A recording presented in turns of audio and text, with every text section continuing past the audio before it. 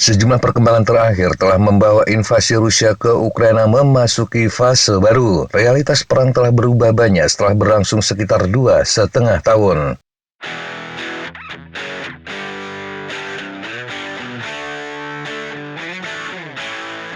Salah satu realitas yang ada sekarang ini adalah perang darat di Ukraina tampaknya telah berakhir. Tentu saja masih ada pergerakan di tingkat taktis, tetapi hasil yang pasti belum terlihat. Kebuntuan ini membuat perang udara menjadi semakin penting. Sebelum baik kami sampaikan bahwa semua pendapat dalam tayangan ini disampaikan oleh Josh Friedman.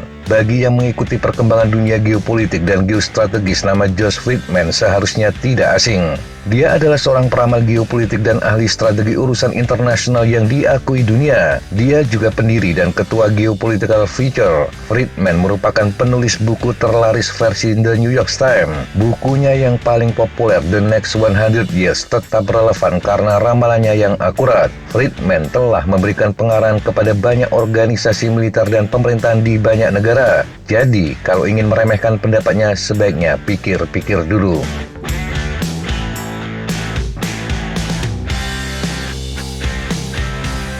Dalam analisanya yang ditulis di Geopolitical, dia mengatakan dalam beberapa hal apa yang terjadi di Ukraina sekarang ini adalah evolusi yang logis. Perang dimulai sebagai perang darat dan Rusia gagal menghancurkan pasukan Ukraina. Kiev menanggapi dengan operasi darat yang dirancang untuk mengganggu pergerakan Rusia, sesuatu yang pada dasarnya membuat mereka kehilangan keseimbangan.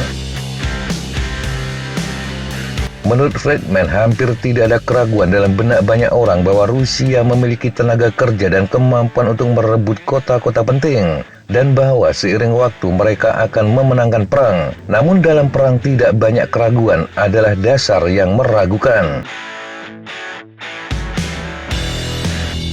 Pasukan Ukraina melawan dengan gigih kemajuan Rusia. Meski demikian, terlepas dari semua ini masih diasumsikan Rusia pada akhirnya akan memenangkan konflik. Meski ada krisis politik dan upaya kudeta di Moskow, korban yang meningkat dan menurunnya antusiasme Rusia terhadap perang.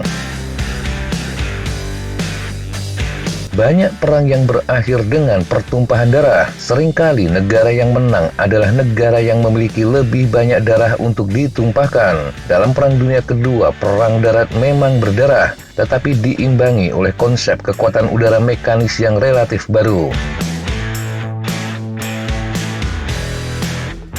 Kekuatan udara memiliki 3 tujuan strategis: menambah daya tembak pada operasi ofensif, menyerang langsung instalasi militer vital tanpa pasukan darat, dan merusak moral penduduk sipil melalui hilangnya warga sipil dan infrastruktur. Kecuali satu kali ketika kekuatan udara menjadi penentu di Hiroshima dan Nagasaki, kekuatan udara tidak pernah benar-benar menentukan hasil perang. Friedman memperkirakan perang udara di Ukraina akan meningkat. Senjata pilihannya bukan lagi pesawat pembom berawak, melainkan pesawat tanpa awak. Drone tidak dapat menjangkau sejauh B-52 atau membawa daya tembak sebanyak itu. Juga dapat ditembak jatuh dengan lebih mudah. Tetapi pesawat tanpa awak memiliki satu keuntungan penting. Jika ditembak jatuh, tidak ada nyawa yang hilang, dan pilot yang sangat terlatih tidak perlu diganti. Dengan demikian, korban manusia dari misi pesawat tak berawak jauh lebih dapat ditanggung. Tentu saja drone bukanlah hal baru. Drone telah digunakan secara luas dalam konflik di Timur Tengah dan Afrika Utara. Meskipun kurang mampu membalikan keadaan pertempuran dibandingkan dengan B-52, drone telah terbukti sangat berharga untuk serangan bedah terutama di wilayah yang sangat terkonsentrasi.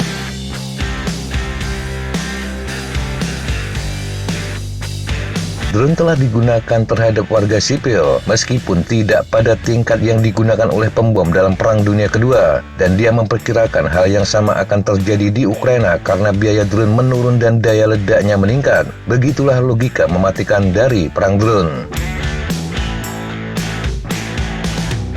Seperti pada Perang Dunia Kedua, kekuatan udara di Ukraina tidak dapat dan tidak akan menjadi kunci kemenangan. Namun ketika perencanaan untuk pesawat nirawak generasi berikutnya dilakukan, efektivitas serangan udara akan dibahas. Begitu pula batas-batasnya. Friedman juga mengupas bagaimana invasi Rusia telah berubah menjadi perang berkepanjangan. Padahal ketika 2,5 tahun lalu invasi dimulai, banyak yang berasumsi Rusia akan menghancurkan tentara Ukraina dengan cepat, dan serangan cepat akan menutup pintu bagi intervensi dan pasokan Amerika. Jika logikanya benar, eksekusinya salah. Serangan pertama ke Ukraina terdiri dari tank-tank di berbagai medan. Unjuk kekuatan yang dimaksudkan untuk menebar kepanikan di antara masyarakat. Ini juga merupakan kesalahan. Foto-foto awal perang dipenuhi dengan tank-tank yang tidak bergerak dalam kolom sepanjang hampir 60 km di jalan menuju Kiev. Dan tampaknya Rusia tidak menyiapkan penyimpanan atau pengiriman pasokan yang cukup untuk tank-tank tersebut. Sementara itu, metode serangan Ukraina membuat kolom tersebut tidak bergerak karena menghancurkan tank-tank di setiap ujungnya. Ini menghalangi kemampuan Rusia untuk menggerakkan dorongan utamanya. Singkatnya, kolom-kolom tank tidak bergerak masuk, macet, dan berhenti tidak jauh di dalam perbatasan Ukraina. Pemandangan tank-tank yang tidak bergerak itu menggambarkan perang. Menurut Friedman, yang terjadi menunjukkan tentara yang kuat tetapi cacat yang kemudian dapat dimanfaatkan oleh Ukraina. Hal itu memberi Ukraina dan NATO kepercayaan diri untuk menghadapi Rusia. Ditambah lagi dengan beberapa kegagalan intelijen, Moskow tidak berharap Washington akan campur tangan. Namun Amerika terlatih dalam banyak perang. Mereka tidak akan mengirimkan pasukan, tetapi akan mengirim jenis peralatan yang dibutuhkan untuk memblokir Rusia secara memadai.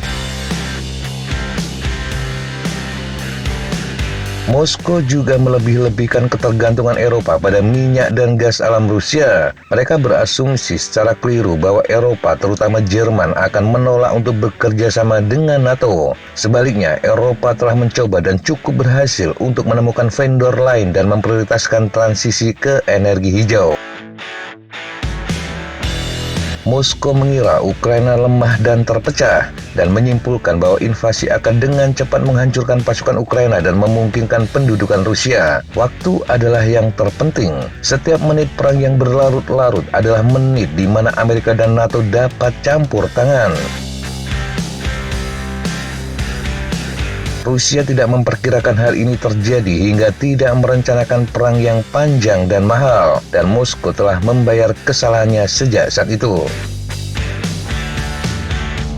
Meski begitu, Rusia percaya masih memiliki satu keuntungan penting yang mendominasi medan perang. Meski Moskow tidak dapat mengendalikan aspek strategis perang, setidaknya dapat mengendalikan aspek taktis. Dengan cara ini, ia mampu menjaga pasukan Ukraina tetap bertahan, hingga situasinya berubah minggu lalu ketika Ukraina menginvasi Kursk. Menurut Friedman, akhirnya Moskow kembali salah membaca strategi Ukraina. Intinya, menurut Friedman, Rusia telah melakukan serangkaian kesalahan selama perang, dan serangan ke Kursk berkaitan dengan berbagai kesalahan tersebut. Sejak awal Moskow memprioritaskan perebutan kota daripada penghancuran pasukan musuh. Yang pertama jauh lebih sulit dan membutuhkan banyak sumber daya daripada yang kedua. Ini menjelaskan meskipun tidak sempurna invasi mengejutkan Ukraina ke Rusia.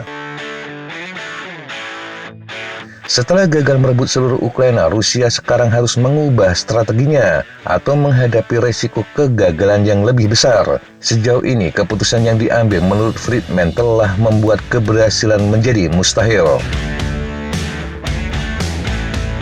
Bagaimana Ukraina dapat menginvasi Rusia tetap belum sepenuhnya jelas. Terkadang militer terjebak dalam pola di mana hal-hal tertentu dianggap mustahil. Terkadang militer kekurangan atau mengabaikan intelijen. Dan seperti yang disampaikan sebelumnya, Rusia memulai perang dengan intelijen yang buruk. Jadi kelalaian intelijen yang sama juga gagal memprediksi invasi Ukraina. Dan ini konsisten dengan pola tersebut.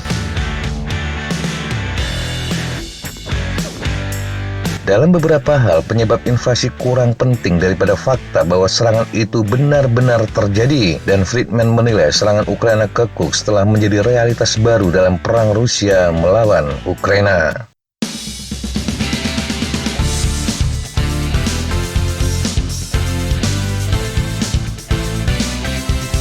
Demikian sahabat Jatapa informasi yang bisa kita sampaikan untuk kesempatan kali ini. Sampai jumpa di kesempatan yang berbeda. Tetap semangat dan jaga kesehatan. Salam fly like an eagle, fight like a falcon.